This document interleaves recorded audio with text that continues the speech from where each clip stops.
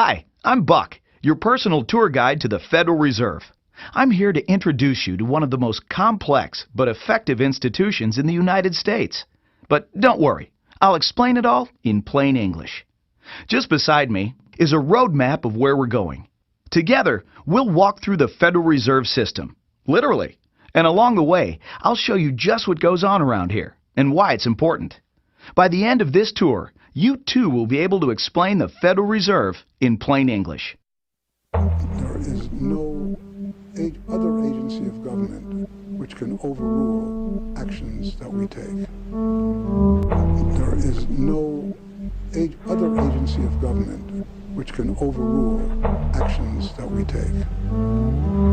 There is no other agency of government which can overrule actions that we take. That would effectively be a takeover of monetary policy by the Congress, a repudiation of the independence of the Federal Reserve, which would be highly destructive to the stability of the financial system, the dollar, and our national economic situation. The Federal Reserve does not own any gold at all. We have not owned gold since 1934.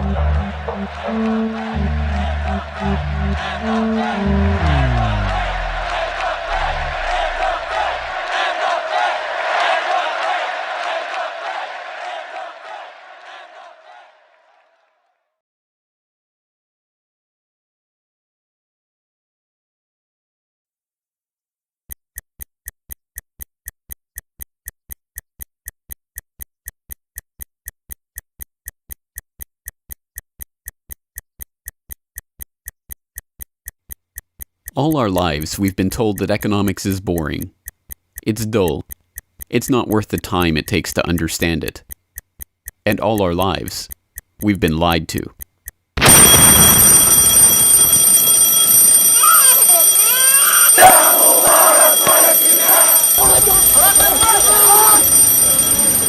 War, poverty, revolution. They all hinge on economics, and economics all rests on one key concept. Money. Money. It is the economic water in which we live our lives. We even call it currency. It flows around us, carries us in its wake, drowns those who are not careful. We use it every day, in nearly every transaction we conduct. We spend our lives working for it, worrying about it, saving it, spending it, pinching it. It defines our social status. It compromises our morals. People are willing to fight, die, and kill for it. But what is it? Where does it come from? How is it created? Who controls it? It is a remarkable fact that, given its central importance in our lives, not one person in 100 could answer such basic questions about money as these. So if you were planning a family, you'd want to know where babies come from. Yeah. And this is a lot about banking. So let me ask you, where does money come from? Where does the money come from? Where does any money? The government prints it. It's printed off. Where does money come from? How is new money created? By labor. People work and produce wealth, and the money is supposed to match that wealth. Where does money come from? Well, I have a pretty different outlook on money. It actually comes from like trees, right? But why is this? How could we be so ignorant about a topic of such importance? Where does money come from is a basic, childlike question. So why is our only response the childlike answer meant as a joke? It grows on trees. Such a profound state of ignorance could not come about naturally. From the time we are children, we are curious about the world and eager to learn about the way it works. And what could lead to a better understanding of the way the world works than a knowledge of money, its creation and destruction? Yet discussion of this topic is fastidiously avoided in our school years and ignored in our daily life. Our monetary ignorance is artificial, a smoke screen that has been erected on purpose and perpetrated with the help of complicated systems and insufferable economic jargon. But it doesn't take an economist to understand the importance of money.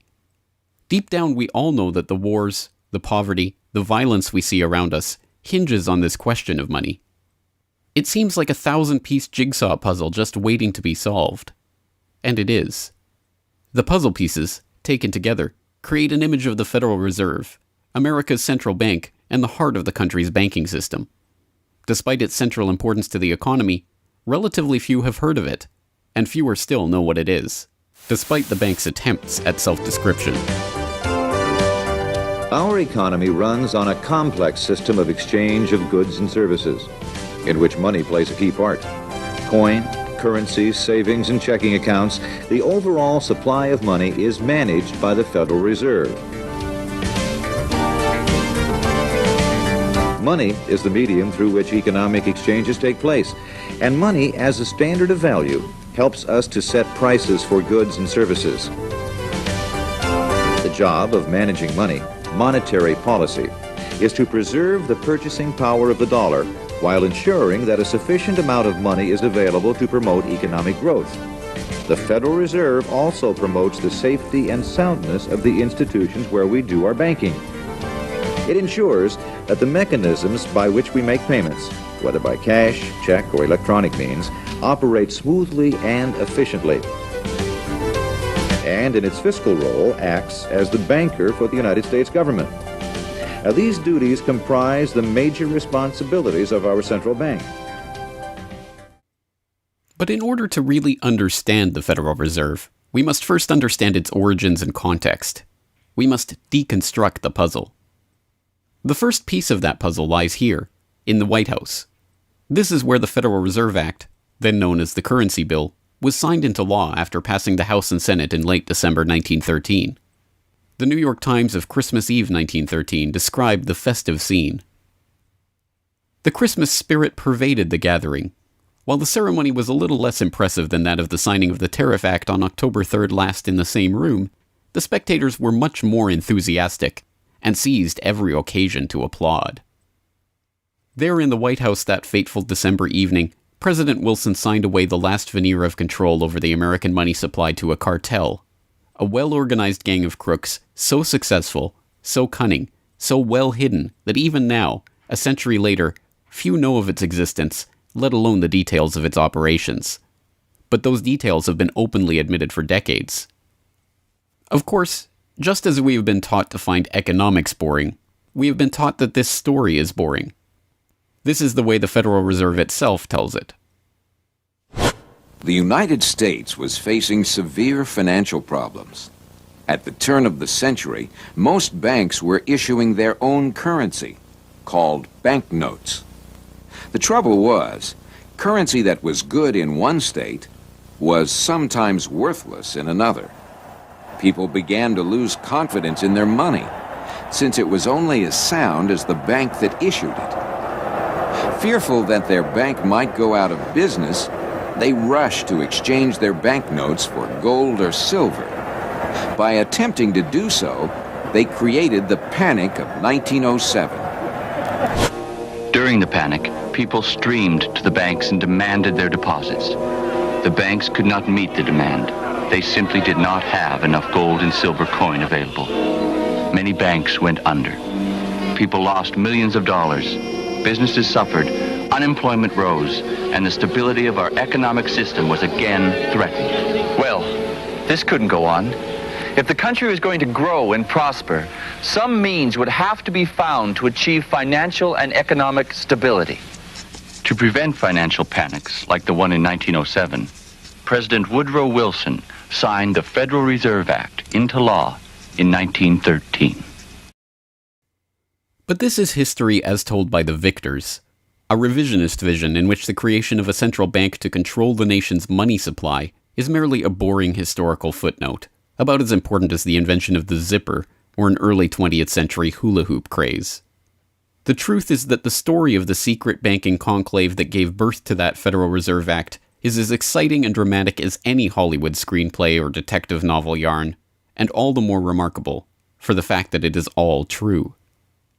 We pick up the story, appropriately enough, under cover of darkness.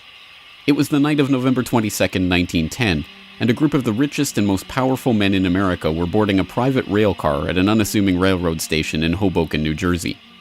The car, waiting with shades drawn to keep onlookers from seeing inside, belonged to Senator Nelson Aldrich, the father-in-law of billionaire heir to the Rockefeller dynasty, John D. Rockefeller Jr. A central figure on the influential Senate Finance Committee where he oversaw the nation's monetary policy, Aldrich was referred to in the press as the general manager of the nation. Joining him that evening was his private secretary Shelton, and a who's who of the nation's banking and financial elite. A. Piatt Andrew, the Assistant Treasury Secretary, Frank Vanderlip, President of the National City Bank of New York, Henry P. Davison, a senior partner of J.P. Morgan Company, Benjamin Strong Jr., an associate of J.P. Morgan and president of Bankers Trust Co., and Paul Warburg, heir of the Warburg banking family and son-in-law of Solomon Loeb of the famed New York investment firm Kuhn, Loeb and Company. The men had been told to arrive one by one after sunset to attract as little attention as possible. Indeed, secrecy was so important to their mission that the group did not use anything but their first names throughout the journey so as to keep their true identities secret even from their own servants and waitstaff. The movements of any one of them would have been reason enough to attract the attention of New York's voracious press, especially in an era where banking and monetary reform was seen as a key issue for the future of the nation. A meeting of all of them, now that would surely have been the story of the century. And it was. Their destination? The secluded Jekyll Island off the coast of Georgia, home to the prestigious Jekyll Island Club whose members included the Morgans, Rockefellers, Warburgs, and Rothschilds. Their purpose? Davison told intrepid local reporters who had caught wind of the meeting that they were going duck hunting. But in reality, they were going to draft a reform of the nation's banking industry in complete secrecy. G. Edward Griffin, the author of the best-selling The Creature from Jekyll Island and a longtime Federal Reserve researcher, explains. What happened is that the banks decided that since there was going to be legislation anyway to control their industry, that they wouldn't just sit back and wait and see what happened and cross their fingers that it would be okay. They decided that to do what so many cartels do today, they decided to take the lead, and they would be the ones calling for regulations and reform. They like the word reform, and the American people are suckers for the word reform. You just put that into any corrupt piece of legislation, call it reform, and people say, oh, I'm all for reform, and so they vote for it or accept it. So that's what they were doing. They decided we will reform our own industry. In other words, we will create a cartel, and we will give the cartel the power of government. We'll take our cartel agreement so that we can self-regulate to our advantage, and we'll call it the Federal Reserve Act. And then we'll take this cartel agreement to Washington and convince those idiots there to pass it into law. And that basically was the strategy. It was a brilliant strategy. Of course, we see it happening all the time, and certainly in our own day today, we see the same thing happening in other cartelized industry. Right now, we're watching it unfold in the field of healthcare, but at that time, it was banking, all right? And so the banking cartel wrote their own rules and regulations, called it the Federal Reserve Act, got it passed into law, and it was very much to their liking because they wrote it. And in essence, what they had created is a set of rules which made it possible for themselves to regulate their industry, but they went even beyond that. In fact, it's clear to me when I was reading their letters and their conversations at the time and the debates that they never dreamed that Congress would go along and also give them the right to issue the nation's money supply. I mean, not only were they now going to regulate their own industry, which is what they started out as wanting to do, but they got this incredible gift that they didn't dream would be given to them, although they were negotiating for it. And that was Congress gave them the authority to issue the nation's money.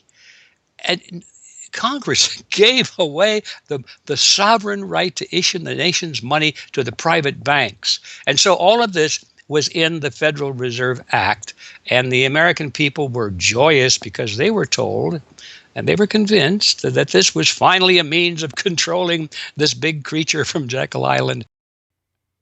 Amazingly enough, they were successful, not just in conspiring to write the legislation that would eventually become the Federal Reserve Act, but in keeping that conspiracy a secret from the public for decades. It was first reported on in 1916 by Bertie Charles Forbes, the financial writer who would later go on to found Forbes magazine. But it was never fully admitted until a quarter century later, when Frank Vanderlip wrote a casual admission of the meeting in the February 9th, 1935 edition of the Saturday Evening Post. I was as secretive, indeed as furtive, as any conspirator. I do not feel it is any exaggeration to speak of our secret expedition to Jekyll Island as the occasion of the actual conception of what eventually became the Federal Reserve System. Over the course of their 9 days of deliberation at the Jekyll Island Club, they devised a plan so overarching, so ambitious, that even they could scarcely imagine that it would ever be passed by Congress. As Vanderlip put it, discovery of our plan, we knew, simply must not happen, or else all our time and effort would be wasted. If it were to be exposed publicly that our particular group had got together and written a banking bill, that bill would have no chance whatever of passage by Congress. So what precisely did this conclave of conspirators devise at their Jekyll Island meeting? A plan for a central banking system to be owned by the banks themselves, a system which would organize the nation's banks into a private cartel that would have sole control over the money supply itself. At the end of their 9-day meeting, the bankers and financiers went back to their respective offices content in what they had accomplished. The details of the plan changed between its 1910 drafting and the eventual passage of the Federal Reserve Act, but the essential ideas were there. But ultimately, this scene on Jekyll Island, too, is just one piece of a larger puzzle. And like any other puzzle piece, it has to be seen in its wider context for the bigger picture to become visible. To understand the other pieces of the puzzle and their importance in the creation of the Federal Reserve, we have to travel backward in time. The story begins in late 17th century Europe. The 9 Years' War is raging across the continent as Louis XIV of France finds himself pitted against much of the rest of the continent over his territorial and dynastic claims. King William III of England, devastated by a stunning naval defeat, commits his court to rebuilding the English navy. There's only one problem: money. The government's coffers have been exhausted by the waging of the war, and William's credit is drying up. A Scottish banker, William Patterson, has a banker's solution. A proposal to form a company to lend £1 million to the government at 6% plus £5,000 management fee, with the right of note issue. By 1694, the idea has been slightly revised, a £1.2 million loan at 8% plus £4,000 for management expenses. But it goes ahead. The magnanimously titled Bank of England is created. The name is a carefully constructed lie, designed to make the bank appear to be a government entity. But it is not. It is a private bank owned by private shareholders for their private profit, with a charter from the king that allows them to print the public's money out of thin air and lend it to the crown. What happens here at the birth of the Bank of England in 1694 is the creation of a template that will be repeated in country after country around the world. A privately controlled central bank lending money to the government at interest, money that it prints out of nothing. And the jewel in the crown for the international bankers that creates this system is the future economic powerhouse of the world, the United States. In many important respects, the history of the United States is the history of the struggle of the American people against the banksters that wish to control their money. By the 1780s, with colonies still fighting for independence from the crown, the bankers will get their wish. In 1781, the United States is in financial turmoil. The Continental, the paper currency issued by the Continental Congress to pay for the war, has collapsed from overissue and British counterfeiting. Desperate to find a way to finance the end stages of the war, Congress turns to Robert Morris, a wealthy shipping merchant who was investigated for war profiteering just 2 years earlier. Now, as Superintendent of Finance of the United States from 1781 to 1784, he is regarded as the most powerful man in America, next to General Washington. In his capacity as Superintendent of Finance, Morris argues for the creation of a privately owned central bank deliberately modeled on the Bank of England that the colonies were supposedly fighting against. Congress, backed into a corner by war obligations and forced to do business with the bankers just like King William in the 1690s, acquiesces and charters the Bank of North America as the nation's first central bank. And exactly as the Bank of England came into existence loaning the British Crown £1.2 million, the BNA started business by loaning $1.2 million to Congress. By the end of the war, Morris has fallen out of political favor and the Bank of North America's currency has failed to win over a skeptical public. the BNA is downgraded from a national central bank to a private commercial bank chartered by the state of Pennsylvania. But the bankers have not given up yet.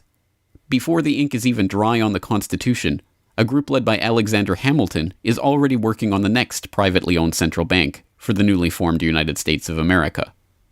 So brazen is Hamilton in the forwarding of this agenda that he makes no attempt to hide his aims or those of the banking interests he serves. A national debt, if it is not excessive, will be to us a national blessing, he wrote in a letter to James Duane in 1781. It will be a powerful cement of our union. It will also create a necessity for keeping up taxation to a degree which, without being oppressive, will be a spur to industry. Opposition to Hamilton and his debt-based system for establishing the finances of the U.S. is fierce.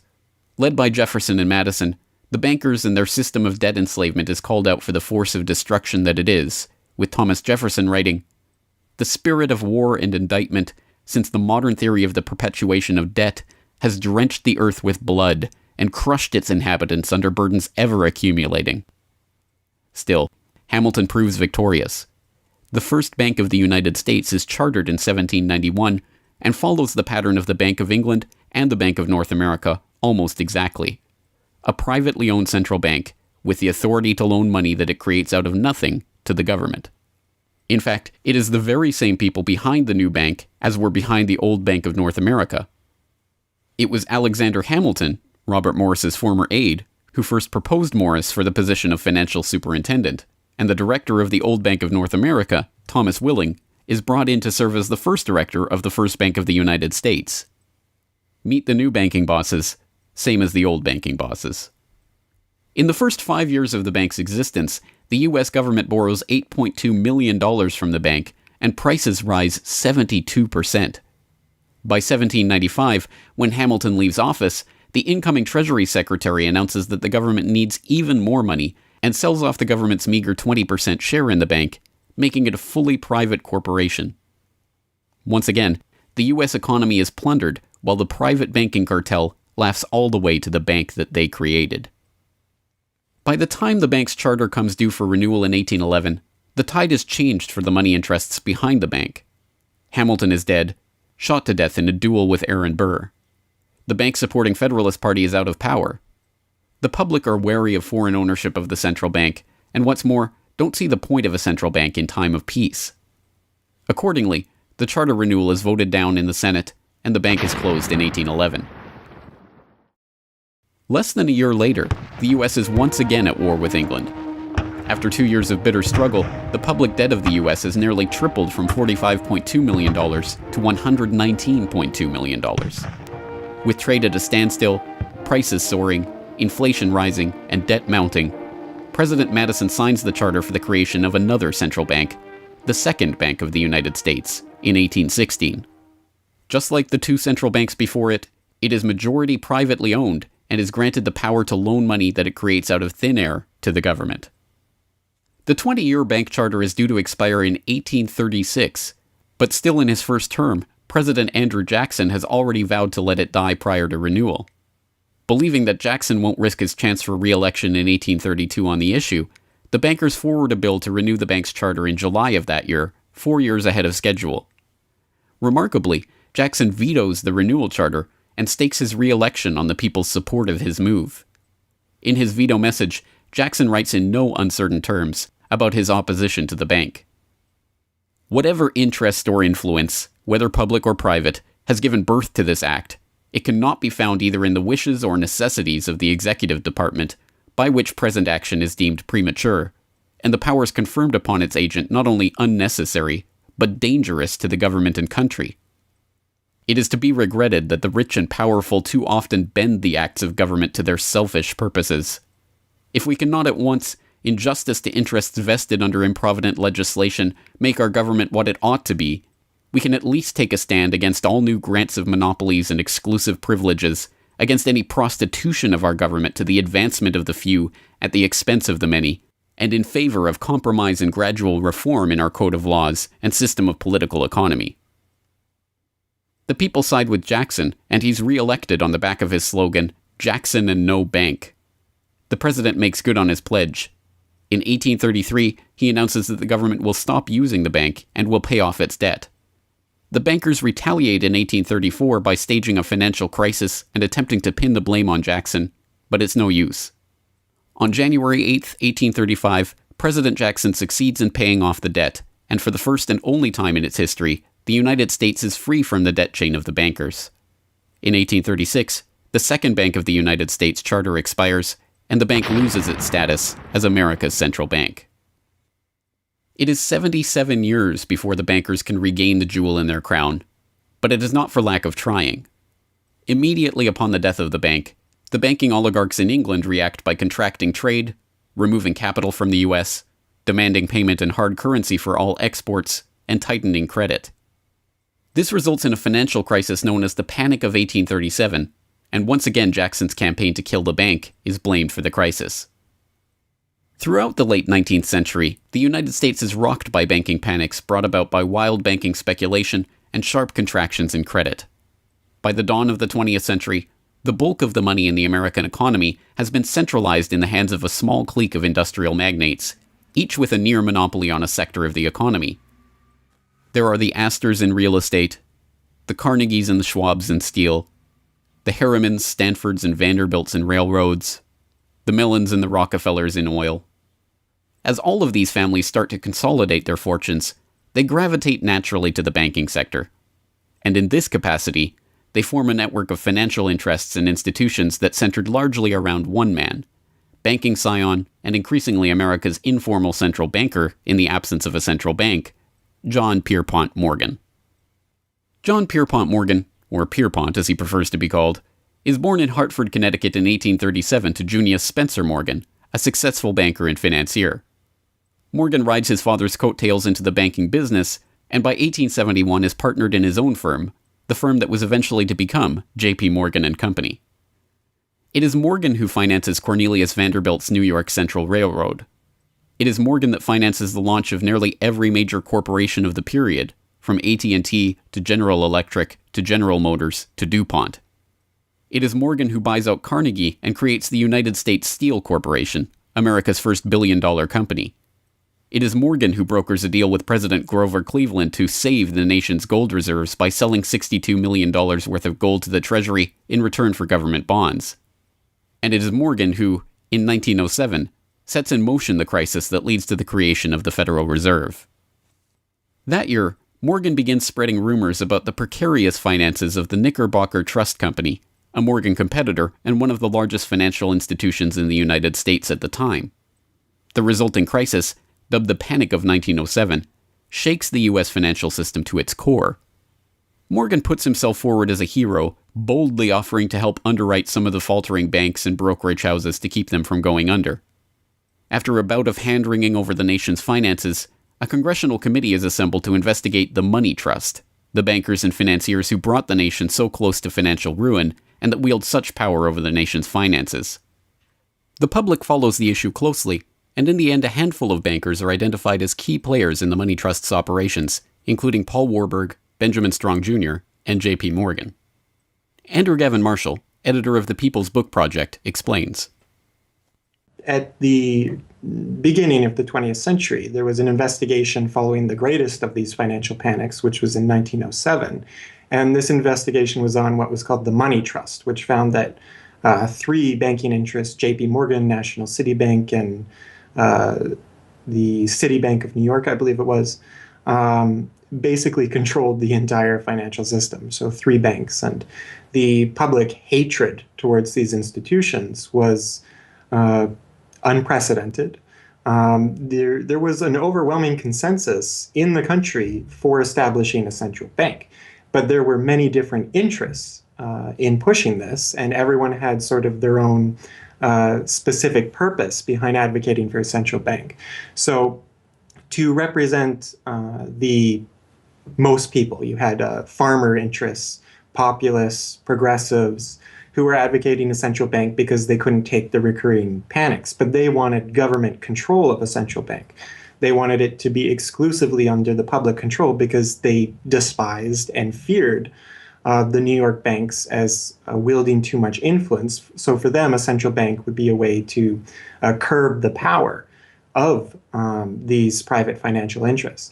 On the other hand, those same financial interests were advocating for a central bank to serve as a source of stability for their control of the system, also to act as a lender of last resort to them, and so that they would never have to face collapse, but also in order to exert more control through a central bank.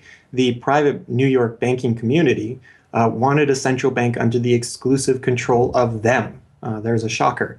So you had all these various different interests which converged. Of course, the most influential happened to be the New York financial houses, which were more aligned with European financial houses than they were with any other element in American society. The main individual behind the founding of the Federal Reserve was Paul Warburg, who was a partner with Kuhn Loeb and Company, European banking house. His brothers were prominent bankers in Germany at that time, and he had, of course, close connections with every major financial and really big industrial firm in the United States, and most of those existing in Europe. And he was discussing all these ideas with his fellow compatriots in advocating for a central bank. In 1910, Warburg got the support of a senator named Senator Aldrich, whose family later married into the Rockefeller family.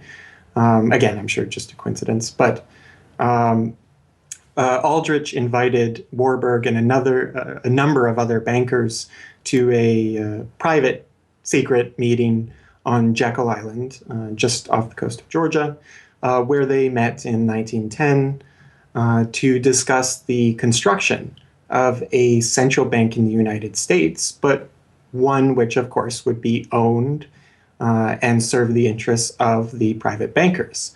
Aldrich then, in 1911, presented this as the Aldrich Plan or the Aldrich Bill in the U.S. Congress, and it was actually voted out. The public, suspicious of Senator Aldrich's banking connections, ultimately reject the Jekyll Island cabal's Aldrich Plan.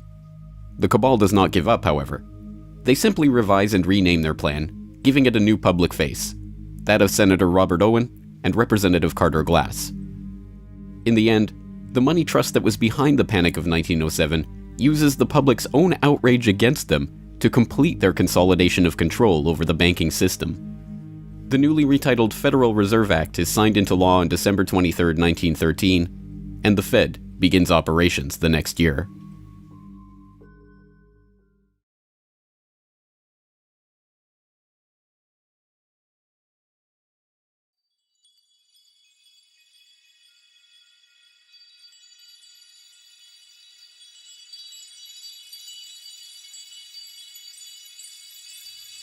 So how does the Federal Reserve System work? What does it do? Who owns and controls it? These are the basic questions that would get to the heart of the fundamental question, what is money? And that is why the answer to these questions have been shrouded in impenetrable economic jargon. Even the Federal Reserve's own educational propaganda, which has an unusual tendency towards cutesy animation and talking down to its audience, has a difficult time summarizing the Fed's mission and responsibilities. According to the Fed, to achieve these goals, the Fed, then and now, combines centralized national authority through the Board of Governors, remember that on the map, with a healthy dose of regional independence through the reserve banks. A third entity, the Federal Open Market Committee, brings together the expertise of the first two in setting the nation's monetary policy. Precisely what imaginary gaggle of schoolchildren is this economic gibberish aimed at? The simple truth, hidden behind the sleight of hand of economic jargon and magisterial titles, is that a banking cartel has monopolized the most important item in our entire economy: money itself. We are taught to think of money as the pieces of paper printed in government printing presses or coins minted by government mints. While this is partially true, in this day and age, the actual notes and coins circulating in the economy represent only a tiny fraction of the money in existence. Over 90% of the money supply is in fact created by private banks as loans that are payable back to the banks at interest. Although this simple fact is obscured by the wizards of Wall Street and gods of money who want to make the money creation process into some special art of alchemy carefully overseen by the government, the truth is not hidden from the public. In December 1977, the Federal Reserve Bank of New York published another of its dumbed-down cartoon-ridden information pamphlets for the general public, attempting to explain the functions of the Federal Reserve System. There in black and white, they carefully explain the money creation process. Commercial banks create checkbook money whenever they grant a loan, simply by adding new deposit dollars to accounts on their books in exchange for a borrower's IOU. Banks create money by monetizing the private debts of businesses and individuals. That is, they create amounts of money against the value of those IOUs. There it is, in plain English. The vast majority of money in the economy, the checkbook money in our accounts at the bank and that we use in our electronic transfers and digital payments, is created not by a government printing press, but by the bank itself. It is created out of thin air as debt, owed back to the bank that created it at interest. This means that bank loans are not money taken from other bank depositors, but new money simply conjured into existence and placed into your account.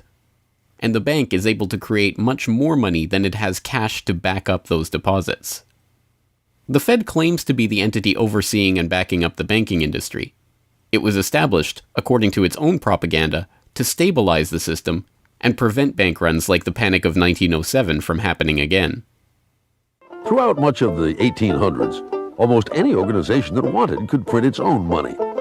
As a result, many states, banks, and even one New York druggist did just that. In fact, at one time, there were over 30,000 different varieties of currency in circulation. Imagine the confusion. Not only were there multitudes of currencies, some were redeemable in gold and silver, others were backed by bonds issued by regional governments. It was not unusual for people to lose faith both in the value of their currency and in the entire financial system. With many people trying to withdraw their deposits at once, sometimes the banks didn't have enough money on hand to pay their depositors. Then, when the funds ran out, the banks suspended payment temporarily, and some even closed. People lost their entire savings, and sometimes regional economies suffered. Obviously, something had to be done, and in 1913, something was. In that year, President Woodrow Wilson signed into effect the Federal Reserve Act. This act created the Federal Reserve System to provide a safer and more stable monetary and banking system. If that was indeed its aim, it signally failed to do so in running up one of the greatest bubbles in American history to that point in the 1920s, just a decade after its creation.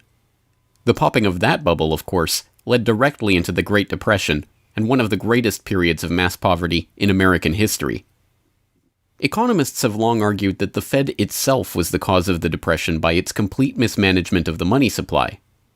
As former Federal Reserve Chairman Ben Bernanke admitted in a speech commemorating Fed critic Milton Friedman's 90th birthday, regarding the Great Depression, "You're right, we did it.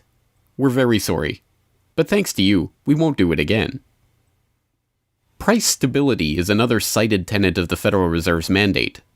But here, too, the Fed has completely failed to live up to its own standards. Aside from the banking system, the Federal Reserve has another responsibility that's probably even more important. It's in charge of something called monetary policy. Basically, it means trying to keep prices stable to avoid inflation. Say you buy a CD today for $14. But what if next year the price of the CD jumped to $20 or $50? Not because of a change in supply or demand, but because all prices were going up. That's inflation. There are a lot of different causes of inflation, but one of the most important is too much money.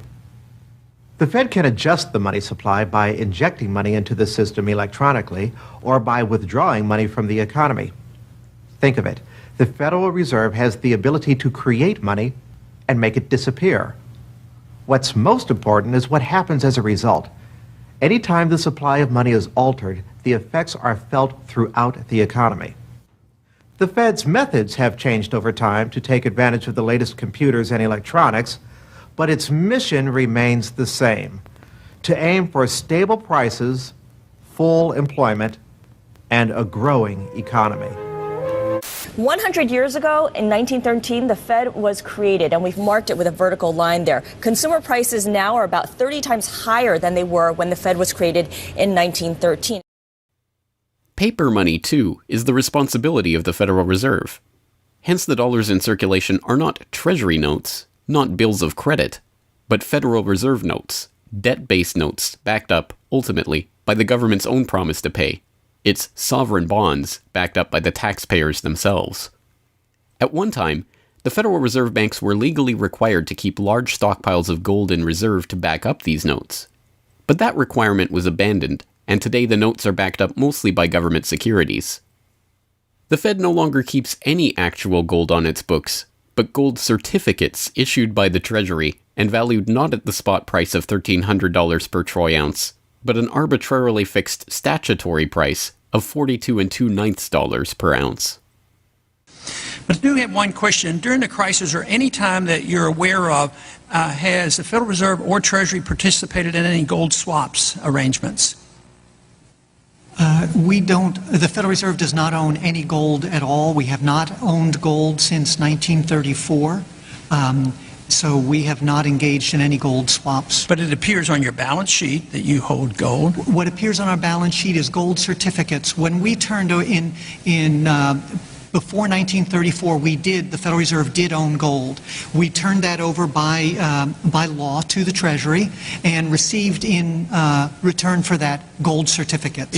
If the Treasury entered into, because under the Exchange Stabilization Fund, I would assume they probably have the legal authority to do it. They wouldn't be able to do it then because you have the securities for essentially all the gold?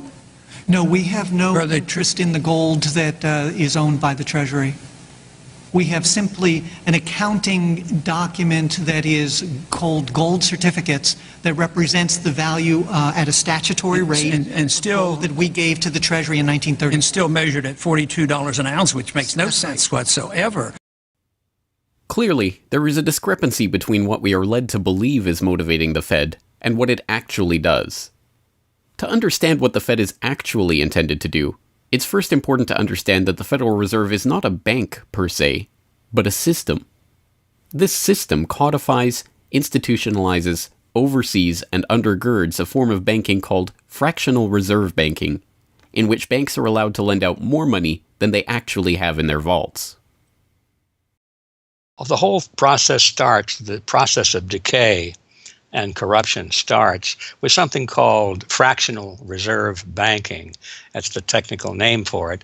And what that really means is that as the banking institution developed over several centuries, starting, of course, in Europe, it developed the practice of legalizing a certain dishonest accounting procedure. In other words, in the very, very beginning, if you want to go all the way back, people would bring their gold or silver to the banks for safekeeping. And they say, give us a paper receipt. And we don't want to guard our silver and our gold because, people could come in the middle of the night and they could kill us or tie us up and threaten us, and they'll get our gold and silver, so we can't really guard it. We'll take it to the bank and have them guard it, and we just want a paper receipt so that we can take the receipt back and get our gold anytime we want. And so in the beginning, money was receipt money. They could then, instead of changing or exchanging the gold coins, they could exchange the receipts, and people would accept the receipts just as well as the gold, knowing they could get the gold.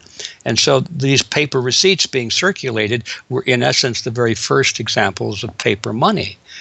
Well, the banks learned early on that game that here they were sitting on this pile of gold and all these paper receipts out there. People weren't bringing the receipts in anymore. Very few of them, maybe 5%, maybe 7% of the people would bring in their paper receipts and ask for the gold. So they said, why don't we just sort of give more receipts out than we have gold? They'll never know because we only are asked at the best 7% of it, so we can create more receipts for gold than we have, and we can collect interest on that because we'll loan that into the economy and we'll charge interest on this money that we don't really have. And it's a pretty good gimmick, don't you think? And they, well, yeah, of course. And so that's how fractional reserve banking started. And now it's institutionalized, and they teach it in school. No one ever questions the integrity of it or the ethics of it. They say, well, that's the way banking works. And isn't it wonderful that we now have this flexible currency and we have prosperity and all of this sort of thing? So it all starts with this concept of fractional reserve banking. And the trouble is with that is it works most of the time, but every once in a while, there are a few ripples that come along that are a little bit bigger than the other ripples, and maybe one of them is a wave, and more than 7% will come in and ask for their gold. Maybe 20% will come in, or 30%. And well, now the banks are embarrassed because the fraud is exposed. They say, well, we don't have your gold. What do you mean you don't have my gold? I gave it to you and put it on deposit, and you said you'd safeguard it. Well, we don't have it. We loaned it out. So then the word gets out, and everybody and their uncle comes and lines up for their gold. And of course, they don't have it, and the banks are closed. They have bank holidays, and the banks are embarrassed. They go out of business. People lose their savings, and you have these terrible banking crashes that were ricocheting all around the world prior to this time. And that's what caused the concern. One of the things that caused the concern of the American people, they didn't want that anymore. They wanted to put a stop to that.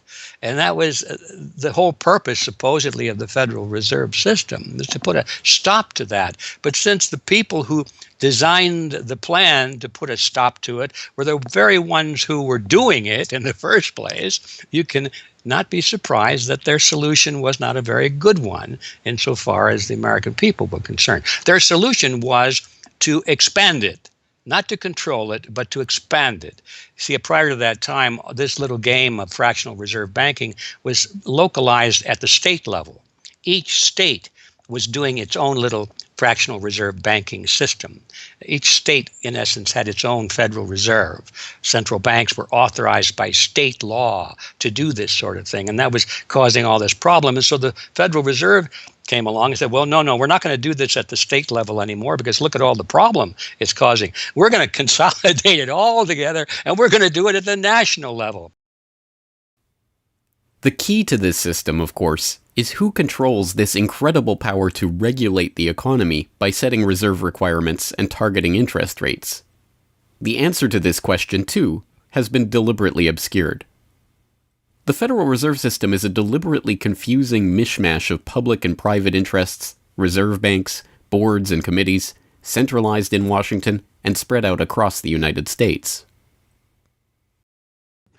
So you have the Federal Reserve Board in Washington, appointed by the president. That's the only part of this system that is directly dependent upon the government for input. That's the federal part, that the government, the president specifically, gets to choose a few select governors. The 12 regional banks, the most influential of which is the Federal Reserve Bank of New York, essentially based in Wall Street to represent Wall Street, is representative of the major Wall Street banks who own shares in the private, not federal, but private Federal Reserve Bank of New York. All the other regional banks are also private banks.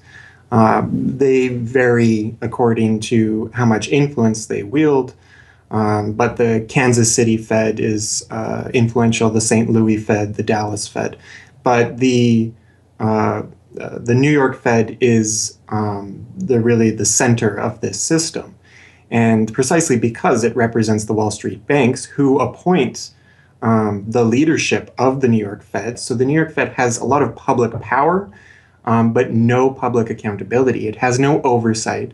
It does not answer to Congress the way that the chairman of the Federal Reserve Board of Governors does. And even then, the chairman of the Fed, of the Federal Reserve Board, who is appointed by the president, does not answer to the president. He does not answer to Congress. He goes to Congress to testify, but the policy that they set is independent.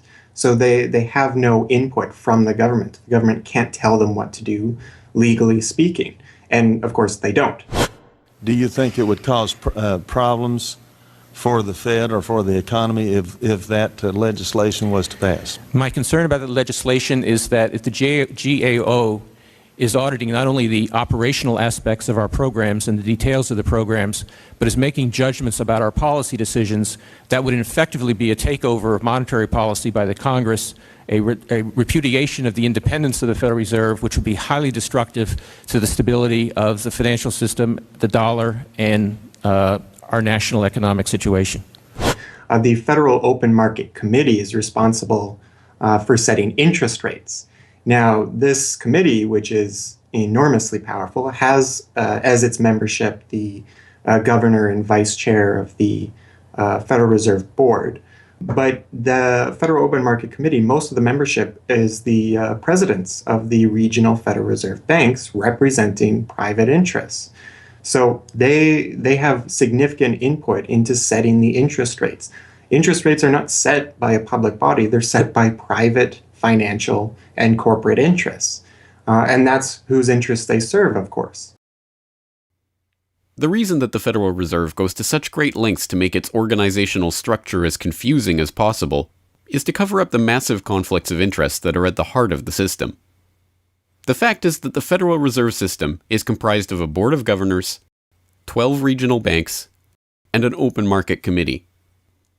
The privately owned member banks of each Federal Reserve Bank vote on the majority of the Reserve Bank's directors, and the directors vote on members to serve on the Federal Open Market Committee, which determines monetary policy.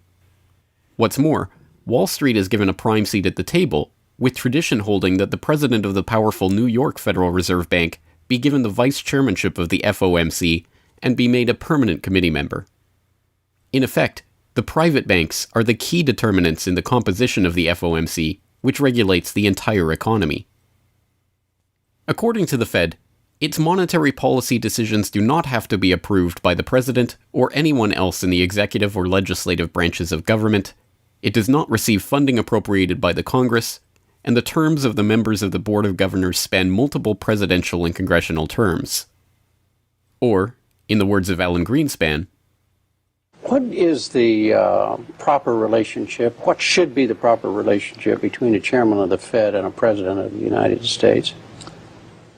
Well, first of all, the Federal Reserve is an independent agency, and that means basically that there is no other agency of government which can overrule actions that we take.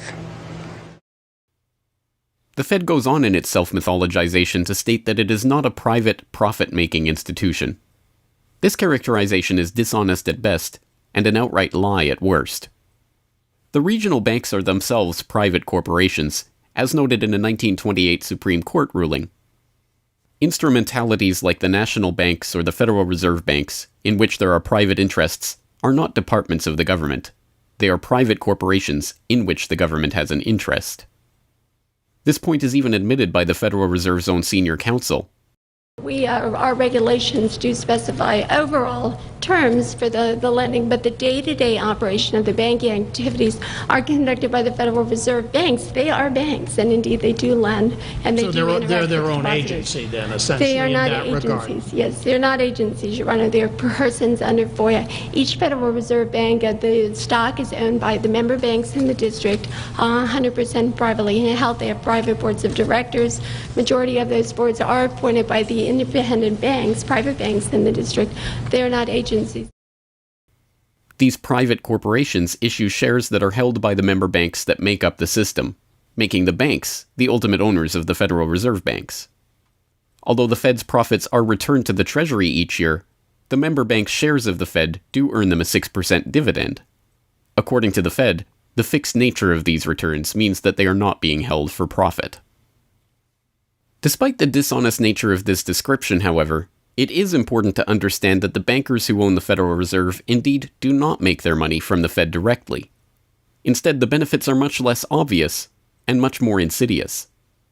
The simplest way that this can be understood is that, as a century of history and the specific example of the last financial crisis shows, the Fed was used as a vehicle to bail out the very bankers who own the Fed banks in the most obvious example of fascistic collusion imaginable.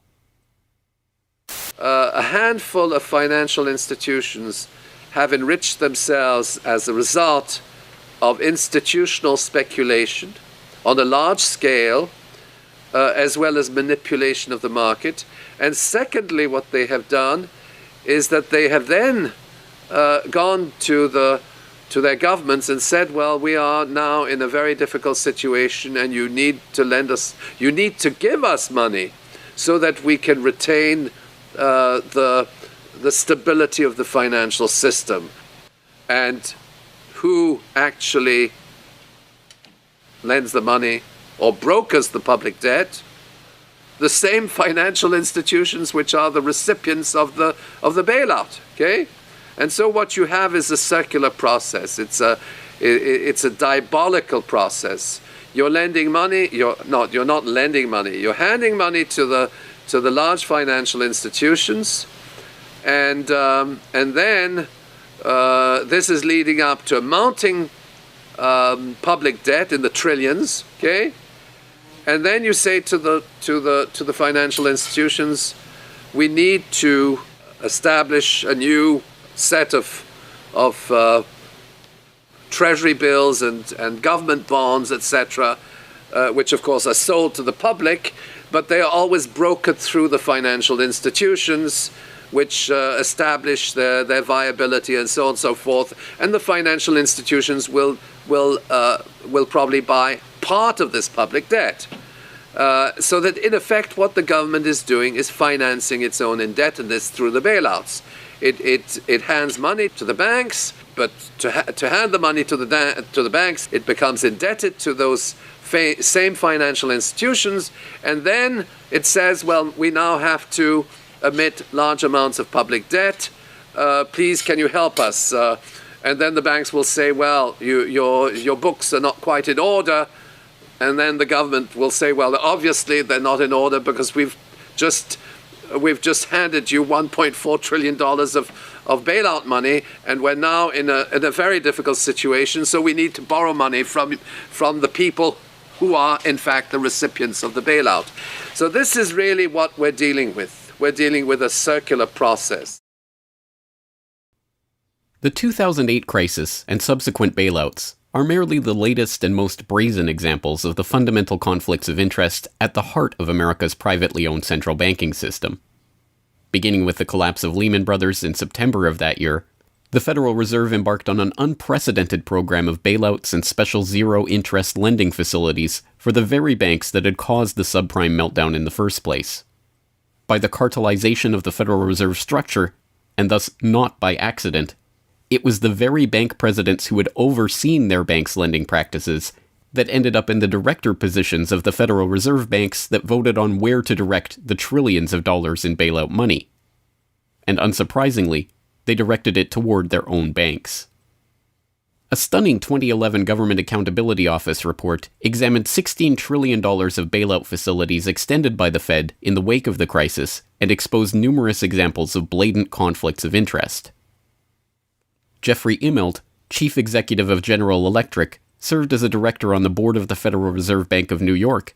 At the same time, the Fed provided $16 billion in financing to General Electric.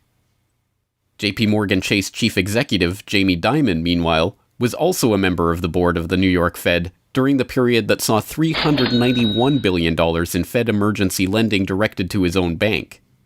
In all, Federal Reserve Board members were tied to $4 trillion in loans to their own banks.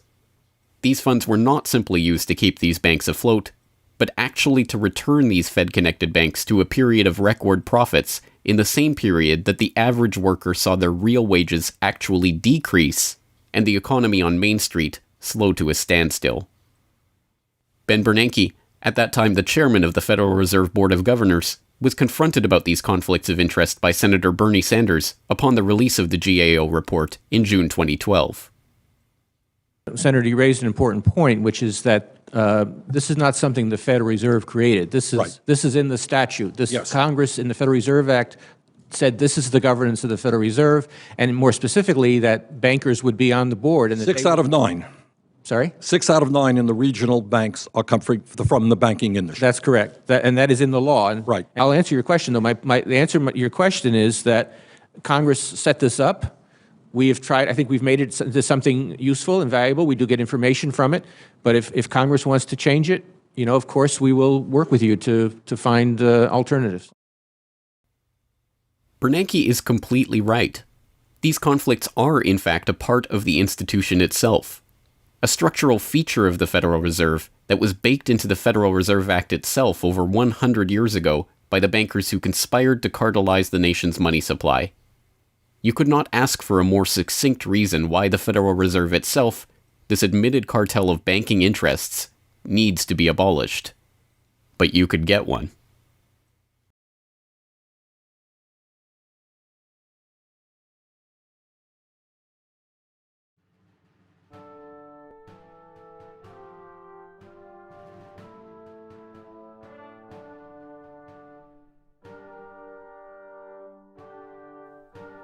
We now know that for centuries, the people of the United States have been at war with the international banking oligarchs.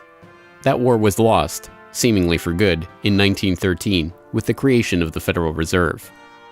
With the passage of the Federal Reserve Act, President Woodrow Wilson consigned the American population to a century in which the money supply itself has depended on the whims of the banking cabal. A century of booms and busts, bubbles and depressions, has led to a wholesale redistribution of wealth toward those at the very top of the system. At the bottom, the masses toil in relative poverty, single-income households becoming double-income households out of necessity, their quality of life being slowly eroded as the Federal Reserve notes that pass for dollars are themselves devalued. Worse yet, the fraud itself perpetuates Alexander Hamilton's persistent myth that a national debt is necessary at all. The US is now locked into a system whereby the government issues bonds to generate the funds for their operations, bonds that are backed up by the taxation of the public's own labor. The perpetrators of this fraud, meanwhile, remain in the shadows, largely ignored by a general public that could instantly recognize the latest Hollywood heartthrob or pop idol, but have no clue what the head of Goldman Sachs or the New York Fed does, let alone who they are. This cabal bear allegiance to no nationality, no philosophy or creed, no code of ethics. They are not even motivated by greed, but power. The power that the control of the money supply inevitably brings with it.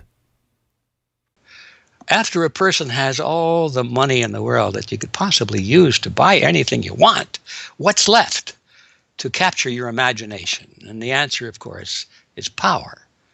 Power over people. Now, money is power over people, but there's another power over people as well, and that is the political power, the social power. And I think this has now become the dominant driving force of these people. They've already got the money. They've got it locked down. Now they're striving for this new world order, as their name for it. They want all of the world into one political unit, which they dominate, not only with money, but with military and psychological means and education and media and propaganda. They want total control over every human on the planet. And by golly, they're moving pretty rapidly in that direction. It did not take long for this lust for power to rear its head. In 1921, just 7 years after the Fed began operations, the same J.P. Morgan-connected banking elite that founded the Federal Reserve incorporated an organization called the Council on Foreign Relations with the goal of taking over the foreign policy apparatus of the United States, including the State Department. In this quest, it was remarkably successful. Although there are only about 4,000 members in the organization today, its membership has included 21 Secretaries of Defense, 18 Treasury Secretaries, 18 Secretaries of State, 16 CIA directors, and many other high-ranking government officials, military officers, business elite, and, of course, bankers. The first director of the CFR was John W. Davis, J.P. Morgan's personal lawyer and a millionaire in his own right. Together with its sister organizations in Britain and elsewhere around the world, these groups would work together toward what they called a New World Order of total financial and political control directed by the bankers themselves. As Carroll Quigley, noted Georgetown historian and mentor of Bill Clinton, wrote in his 1966 work, Tragedy and Hope, A History of the World in Our Time, the powers of financial capitalism had a far-reaching aim, nothing less than to create a world system of financial control in private hands, able to dominate the political system of each country and the economy of the world as a whole. This system was to be controlled in a feudalist fashion by the central banks of the world acting in concert, by secret agreements arrived at in frequent private meetings and conferences. The apex of the system was to be the Bank for International Settlements in Basel, Switzerland, a private bank owned and controlled by the world's central banks, which were themselves private corporations. This is why the bankers and their partners in government and business conspired to bring about the 2008 crisis. Not for the pursuit of money, but power. In the same way the bankers used the panic of 1907 to consolidate their control over the money supply, they hope to use the 2008 crisis and subsequent panics, which they themselves have created, to consolidate their political control. The International Summit for the Global Financial Crisis has been expanded from G7 to G20 because the leading 7 developed countries cannot solve the crisis alone. This expanded meeting raises the question whether a new global financial system will be created. So is this some sort of new world order, which Gordon Brown kind of alluded to? British Prime Minister Gordon Brown has described the quote-unquote guiding principles to be addressed at the summit. They are transparency, sound banking, responsibility, integrity, and get this, global governance, unquote. I think a new world order is emerging, and with it the foundations of a new and progressive era of international cooperation. The inevitable conclusion, one that flows necessarily from the true understanding of this situation, is that the Federal Reserve System needs to be consigned to the dustbin of history. After a century of enslavement, it is time for the American public to finally throw off the bankers' debt chains. If there was ever a point in human history to start questioning alternatives, this would be it. And to think that where we are and simply say, oh, well, this is the best of our options. How many of the best options lead to self-destruction? Doesn't sound like a best option. I think that with a world of 7 billion people, we can probably come up with something better than a system in which a few thousand people benefit so much at the expense of everything else on this world, and at the expense of the potential for the future of mankind. They're leveraging our future. And so long as we accept this way of thinking, so long as we accept these institutions as having dominance, that's the direction we'll be going. So I think reform is a good way to try and stall and to push back directly against the expanding and evolving power structures. But a radical change is what's really needed, and that has to be built from the bottom up. But I think that these two processes can and should go together in parallel. If you've made it this far, congratulations. You are now better informed on the economic history of the United States and the truth about the Federal Reserve than 99% of the population. If you do nothing else, then just working to get those around you educated on this information alone will have a profound effect. Once they learn of the scam, many are motivated to do something about it, and they, in turn, inform others. This is the viral nature of suppressed truth, and it is the reason that more people are aware of and energized by the issue of the Federal Reserve and the nature of money than ever before. Perhaps even more amazingly, this movement is spreading to other parts of the globe.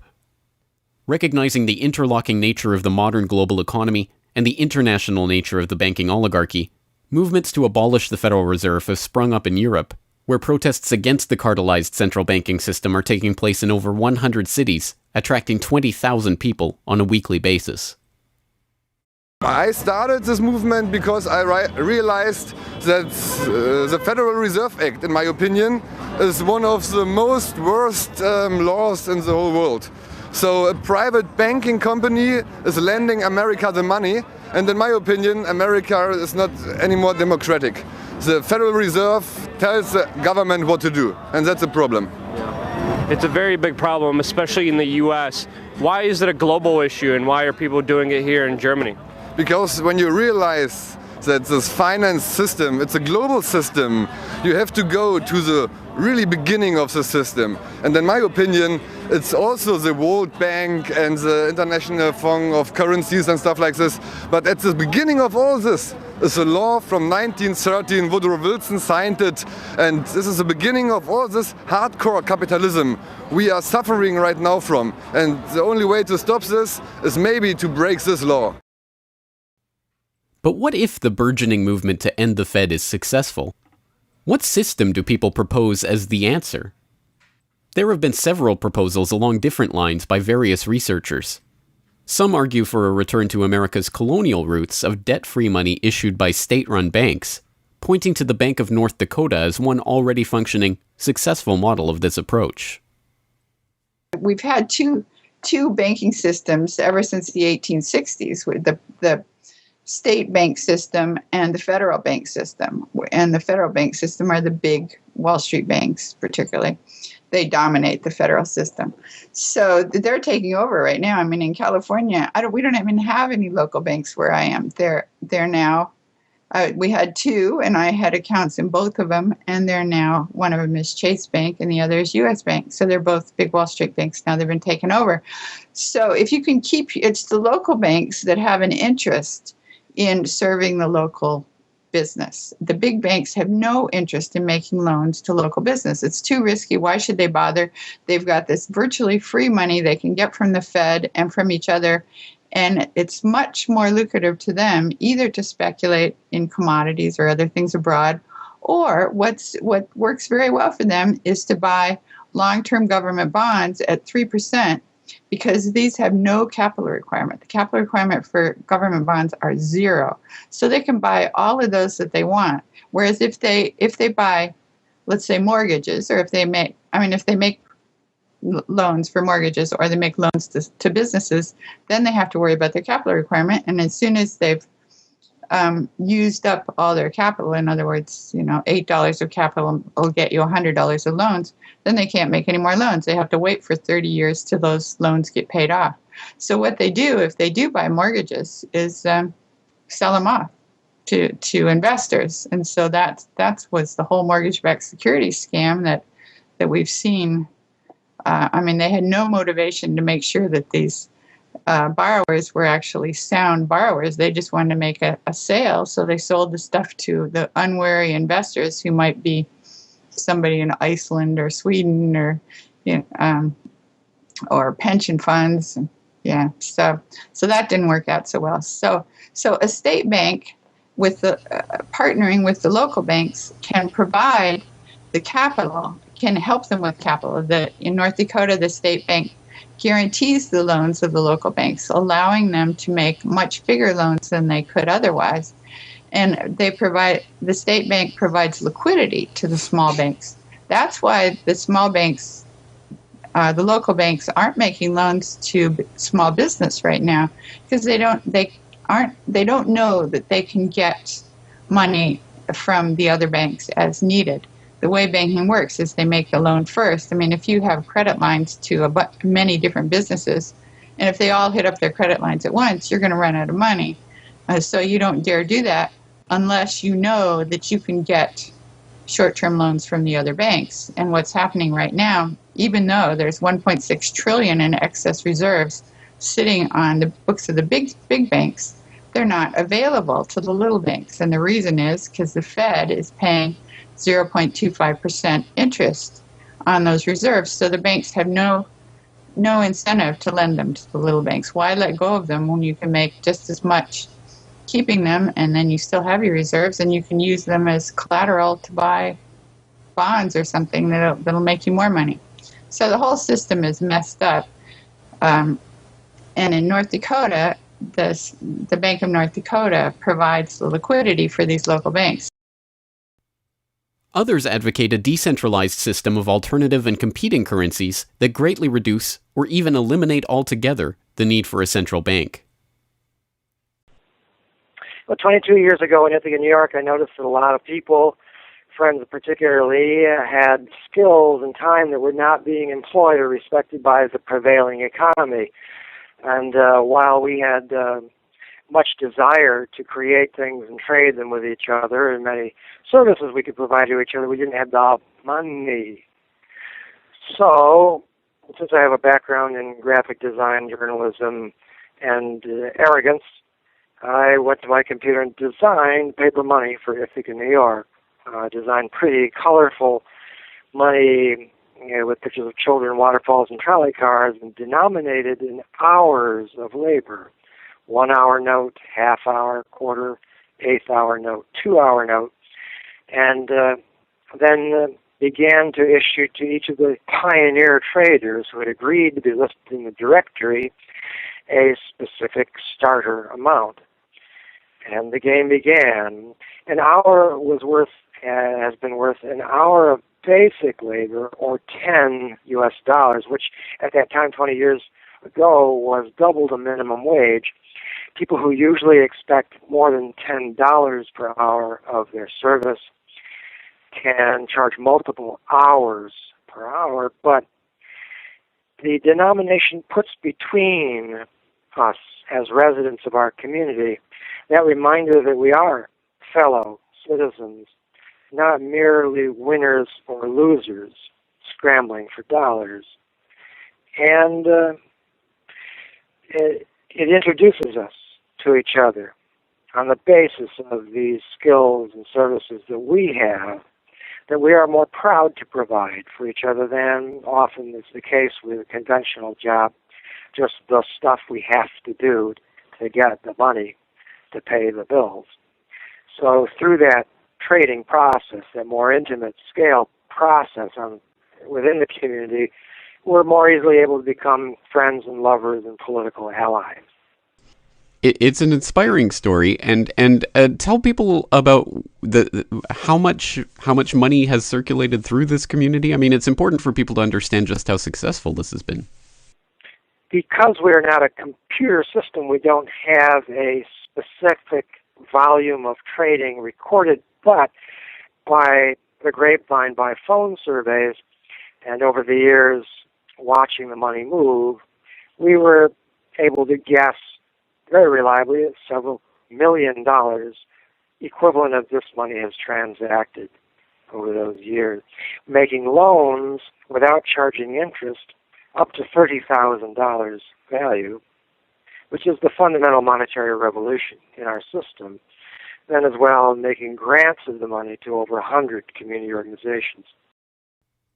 Some argue for currencies whose mathematical nature prevent them from being merely conjured into existence whenever a federal government wants to wage another war of aggression or forge another link in the seemingly endless train of governmental tyranny and abuse.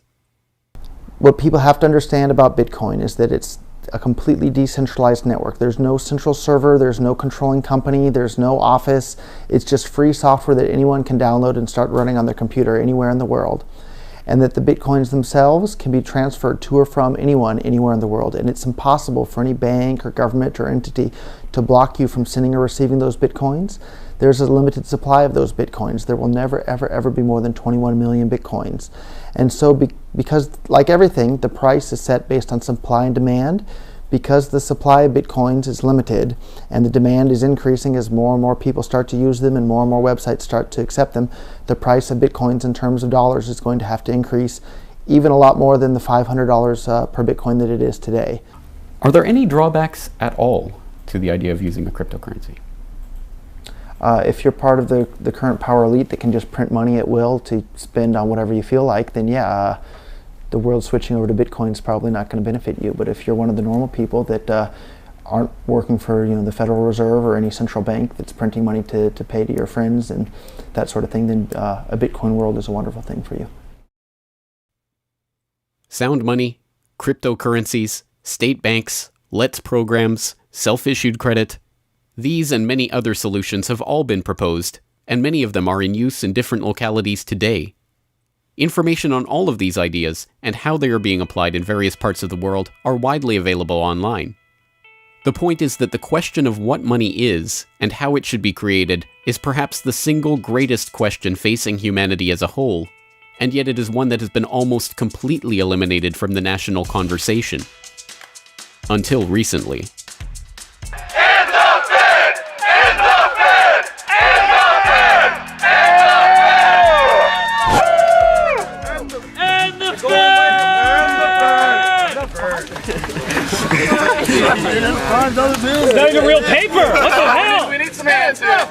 And the Fed! And the Fed! And the Fed!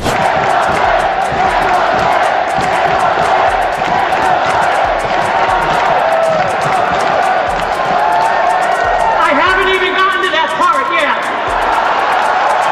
We can do it again when I get to that part.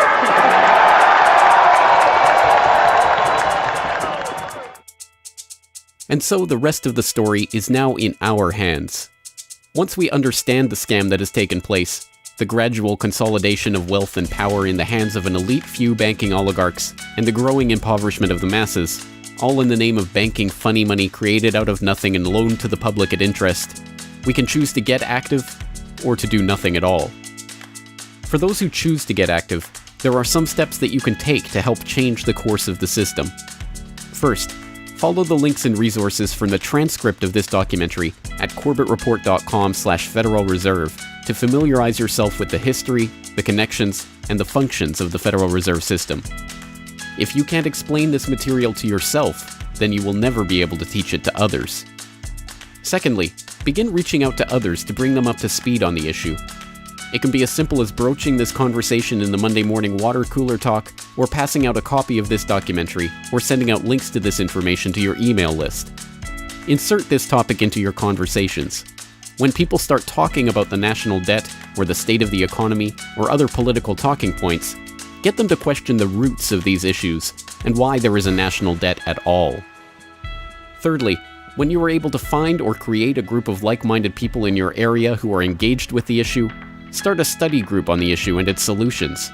The study group can help source alternative or complementary currencies in the local area, or, if none exist already, the group can form the basis for a community of local businesses and customers who are willing to start experimenting with ways to wean themselves off of the Federal Reserve notes. Fourthly, use the resources at corbettreport.com, including the Federal Reserve information flyer, or hold DVD screenings to attract interest in your group and draw others into studying the true nature of the monetary system. The work of building up an alternative to the current system can seem daunting, even at times overwhelming. But it is important to keep in mind that the Federal Reserve System that seems so monolithic today has only been around for 1 century. Central banks have been defeated in America before, and they can be defeated again. The question of how we decide to change this system is not rhetorical.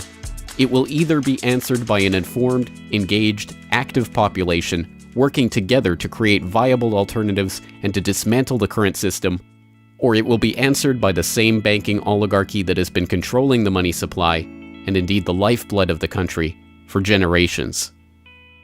Now, 1 century after the creation of the Federal Reserve System, we have a choice to make.